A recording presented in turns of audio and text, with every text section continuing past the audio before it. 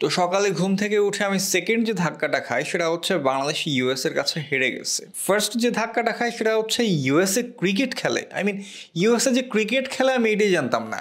Third যে ধাক্কাটা খাই সেটা হচ্ছে এবারে টি-20 নাকি ইউএসএতে হচ্ছে, মানে টি-20 ওয়ার্ল্ড কাপ ইউএসএতে হচ্ছে, আই মিন হবে। আমার অবস্থা হয়েছে অনেকটা রিপ ভ্যান উইঙ্কলের মতো।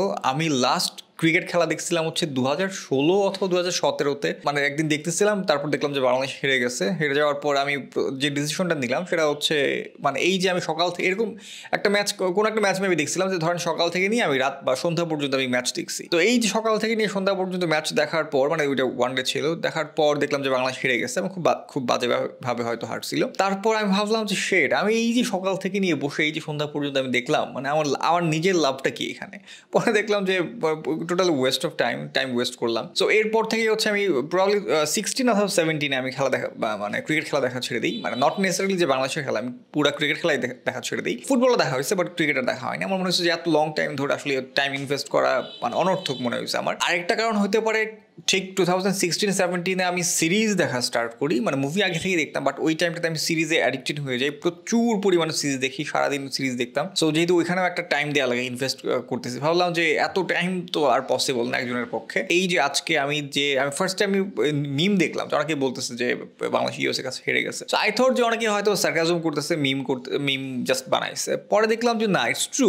আমি মানে পুরো আকাশ থেকে পড়ছে যে ভাই হইতেছেটা কি, আমি মানে আউট অফ দি ওয়ার্ল্ড ছিলাম বলা যায়, কারণ কোনো খোঁজ খবর রাখি নাই এখন। মানে যাই হোক, আমি তারপর হাইলাইটসটা দেখলাম যে আমি কয়েকজনকে চিনি। আমি বলি মাহমুদুল্লাহ রিয়াদ, সাকিব আল হাসান, তারপরে হচ্ছে সৌম্য সরকার, লিটন দাস, তারপরে হচ্ছে মুস্তাফিজুর রহমান, এই কয়েকজনকেই আমি চিনি পরিচিত। আর বাকি সবাই নতুন, তাদের কাউকেই আমি চিনি না, একদম নিউ আমি। একজনকে দেখলাম হৃদয় নামের না, কেউ ভালো খেলছে দেখলাম, 50 করছে। যাই হোক, এনিওয়ে আমার ইচ্ছা হচ্ছে বা আমার প্ল্যান হচ্ছে এবার টি-20 ওয়ার্ল্ড কাপ সবগুলো ম্যাচ আমি দেখবো। আর হচ্ছে নেক্সট আরো 2টা মেবি ম্যাচ আছে ইউএস এর সাথে। আরেকটা দেখা গেছে আমি দেখেছি তামিম ইকবাল নাই, সৌম্য সরকার, লিটন দাস হচ্ছে ওপেনিং করছে। সো আমি অবাক হয়ে গেছি, কি বলতো তামিম ইকবাল কি নাই ম্যাচে বাংলাদেশ ক্রিকেট টিমে? কি মানে এত হিউজ চেঞ্জ হয়ে গেছে। একটা সময় তো তামিম ইকবাল ছিল, মানে তামিম ইকবাল ছাড়া আসলে ওপেনিং কল্পনাই করা যেত না।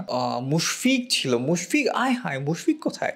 মুশফিক ছাড়া তো আমি কিপারে আমি চিন্তাই করতে পারি না। কি একটা অবস্থা, হিউজ চেঞ্জ। মানে এটা আমি বুঝতেছি না, এটা কি মানে বাংলাদেশের মানে ডিগ্রেড হয়েছে নাকি ইউএসএ এত হিউজ কোনো একটা চেঞ্জ করে ফেলছে, কোনো একটা উন্নত, যেহেতু ওদের ওয়ার্ল্ড কাপ ওদের দেশে হইতেছে, কি হিউজ র্যাডিক্যাল কোনো চেঞ্জ করে ফেলছে কিনা ওদের টিমে বা ওদের কিছু, কি আমি জানি না, আই ডোন্ট নো। একটা সময় তো পুরো আন্তর্জাতিক হেজিমনি ছিল ইউএসএ, এখন তো আর মানে একক হেজিমনি তো আর নাই আগের মতো। সো এখন কি মানে ক্রিকেট ফুটবলেও কি এগুলো করার ট্রাই করতেছে নাকি ইউএসএ?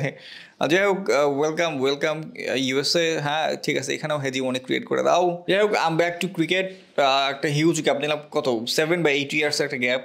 এরপর আবার ক্রিকেটে ফিরলাম, ক্রিকেট মানে খেলা দেখাই ফিরলাম। সো এবার টি-20 ওয়ার্ল্ড কাপে টুকটাক মতামত দেওয়ার ট্রাই করবো। যাই হোক, বাই, ভালো থাকবেন সবাই, গুড বাই।